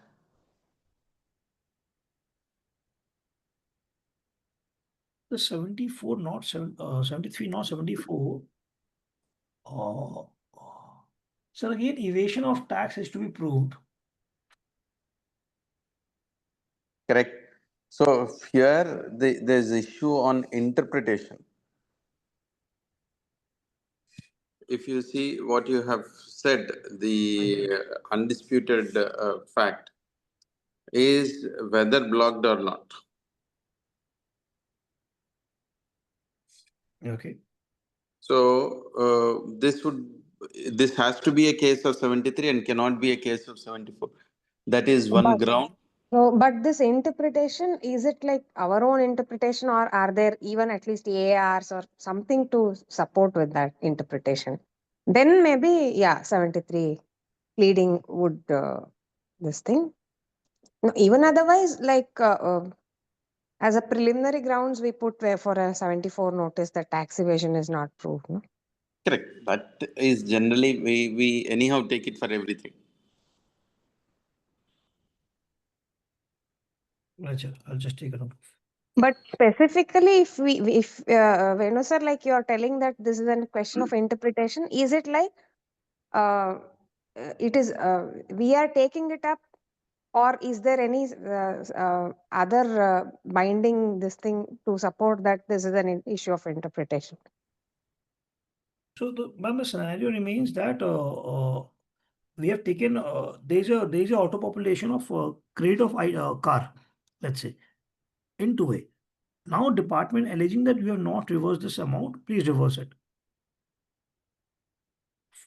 The rebuttal from the SSC point would be that we have taken the credit net of figure.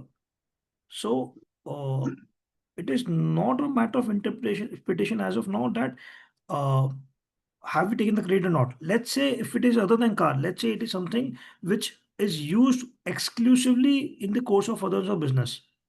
Then yes, it is a matter of question of interpretation.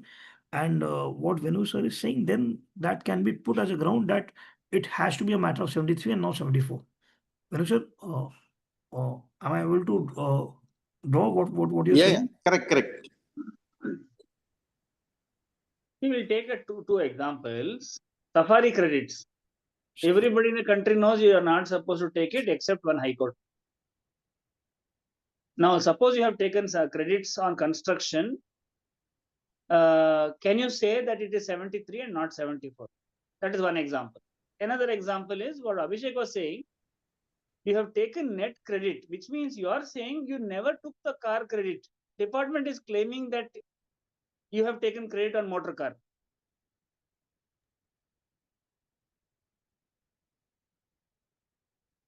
So Abhishek, Yes, sir.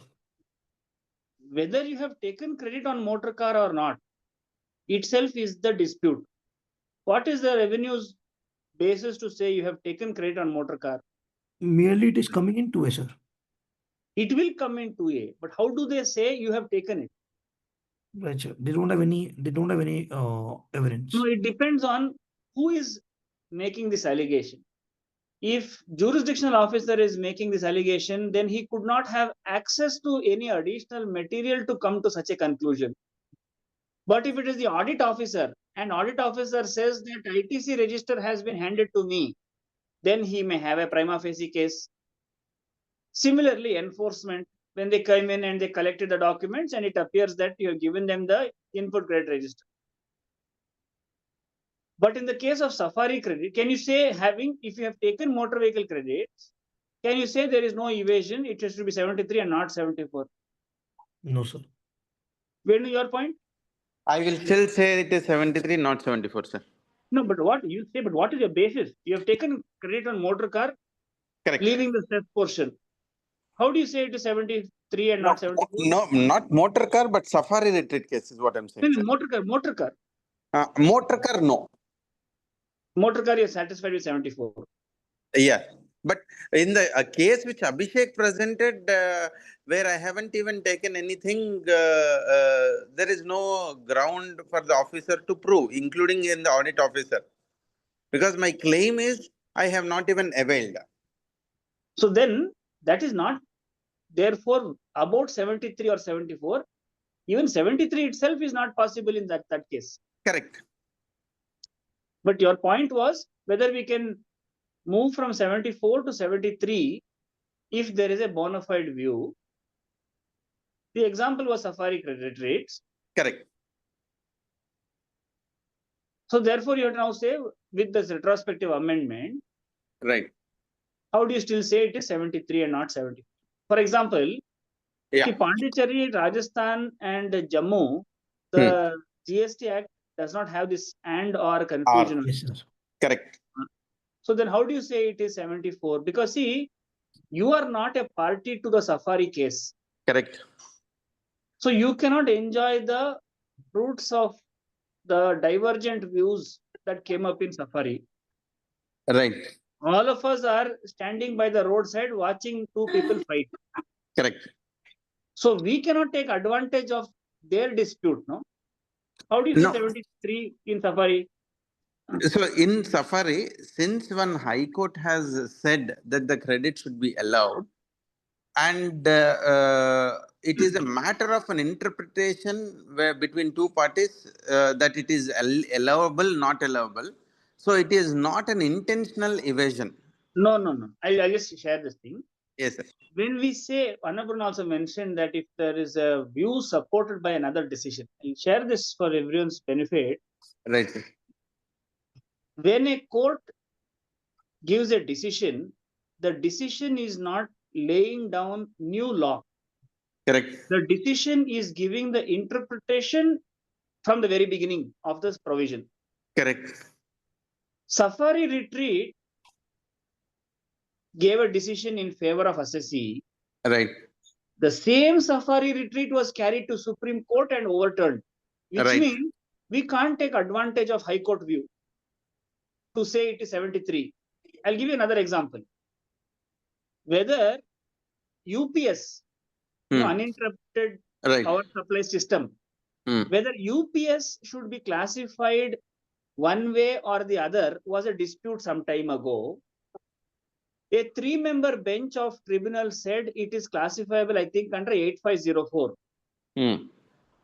That decision held field for a few years. A few years later, another decision came up. This was Tata Liebert. Another decision came up in Luminous Electronics, where a 5-member decision of the tribunal said, no, it is not 8504, it is 8543. This decision was carried to Supreme Court in JK Synthetics, where Supreme Court said, no, this 5-member decision has already given a view, we don't want to disturb it, and they left it at that. Right. This is an example of a case, what Annapurna was saying about bona fide view. If you say Safari Retreat Orissa High Court was accepted for a few years, and some other retreat was overturning this decision impliedly by Supreme Court, then I will say 73. See, all decisions that go to Supreme Court are wiped clean once the Supreme Court gives its view. We cannot say there was any confusion. We are only taking advantage of that confusion. To say it is 73 and not 74, there is no... See, Supreme Court basically eliminated and cleaned up any decision on the point from Orissa High Court. Now you tell me whether it is 74 or 73. For a decision to be a basis for canvassing that there was a bona fide view held by the assessee, that decision should have been in force for some time. Orissa High Court has been deleted. It has zero force from the time it was rendered till the amendment was made. So therefore, 74 to 73, even in Safari, is doubtful. Okay. See, we will always find some interpretation for every view we want to take. But we only have to show that that interpretation was held field for a certain duration of time. Right. Otherwise, nowadays, so many AR we will find.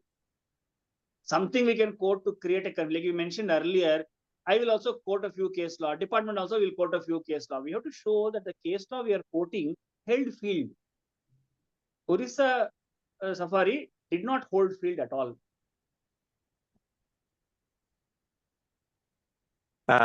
So here is my question, sir. Not coming from a legal argument post-mortem, something a point to be taken, and especially the GICDC case, okay, and which I personally do not have a strong feeling that's a valid view. Now, the matters of this, even Mumbai High Court also had the similar lines. How do we say that, okay, if it has to be a case of 73 and not 74, and especially looking more from the timelines of the save case, or it can never be of 73, or certain actions taken by the SSC now make it prove like a 73. The department is going to do everything it can do to Right. make all cases 74. Right. The way to move from 74 to 73 is to show that GIDC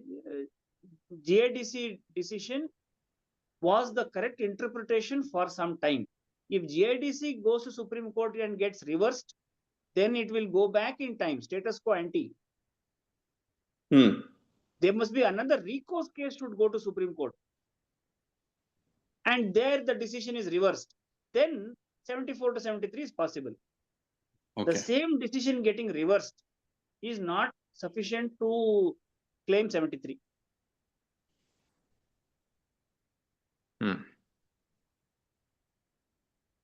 I suggest that Mafetlalal Industries decision we should read, because it also explains who can take advantage of litigation that is taken up for many years.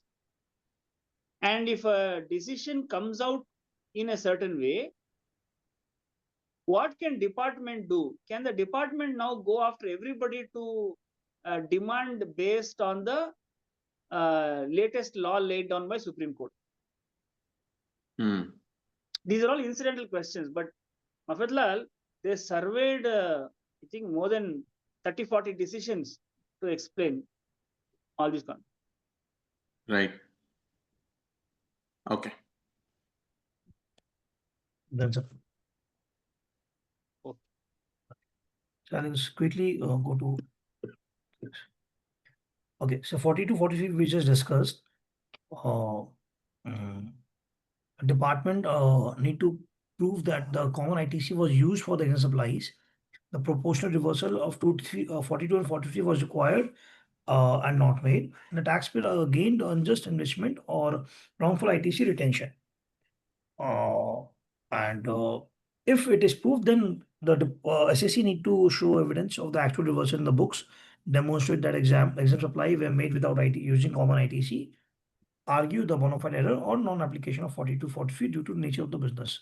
So again, a position need to be established here in the early proceedings that the position of the RTP is clear that the ITC is availed only and only after excluding ineligible ITC, block credits and common credit.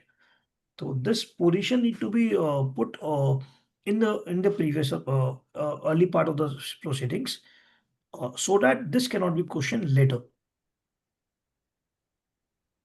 So Abhishek, 42, 43 question can be raised only in audit, or anybody else can also raise 42, 43? So to my understanding, it has to be done only in 65. Correct. Okay.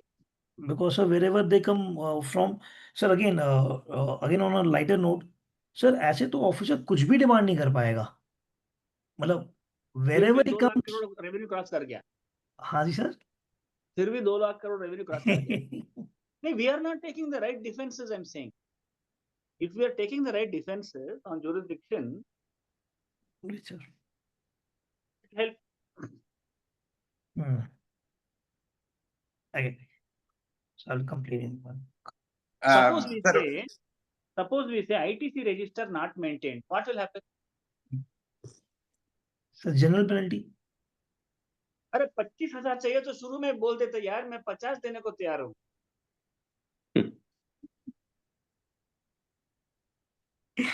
Right, sir. Right, sir. Abhishek, why rule 42 not in 61 when there is apparent visibility of exempt turnover in 3B? So self-assessment done. I know no common credit has been involved. So assessment is done. 61 is current to my understanding. 61 is only limited to discrepancy prima facie from my returns. So there is no discrepancy as such. And now to verify the correctness of my self-assessment, 61 is not the section. And also, how do we know what part of the ITC is common ITC, Venu sir? That is not possible, no? It's a pool which will contain all sorts of credits. No, because in 61 he is only seeking explanation. True. So, like, it will have all He my can still say that, okay, you have exempted supplies and there is no common credit reversals. Can you explain? I'm just wondering, why can he not ask? But Venu, ASMT 10 is not for him to clarify his doubts. Yeah. He must come to a conclusion. There is a description. Today he has come to conclusion. There may be a description. There's a discrepancy. Mhm. If the discrepancy is not a discrepancy, then ASMT 10 is without jurisdiction.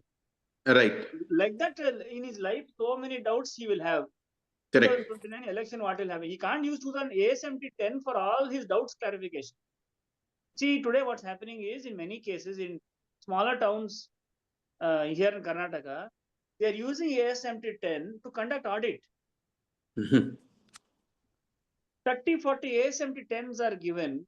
So assessee consultants, etc., are carrying books and go to the department saying, I will clarify all your doubts in life, sir. You give me time. So because I'm just looking at my documents once again, I vaguely remember one of the criteria set by GSTN in selecting the cases for scrutiny to the officer's dashboard was Rule 42. So I'm just cross-verifying the hypothesis which has been made, that has been approved. Venu sir, simple Venu sir. How do we know in that pool what is T4 credits and what is C2 credits? It is impossible, no, Venu sir, out of returns information. Only in audit, if we have the ITC register, then yes. Without that, one total number is there. See, what if he has only availed, there are no common credits at all.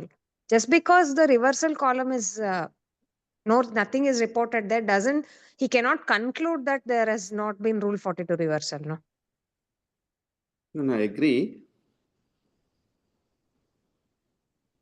See, when what you say, people may have visualized it, Yeah. but actually only after 2B, that is 11022, can you Hmm. make this deduction that total credits have been claimed. What if my exempt business is totally from unregistered inward supplies?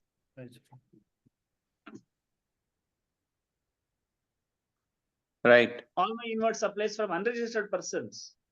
Many such situations. Correct. Yeah. Right, yes. But if we don't raise this objection, then we will have acquiesced to the validity of the allegation being made. That is very important. Right.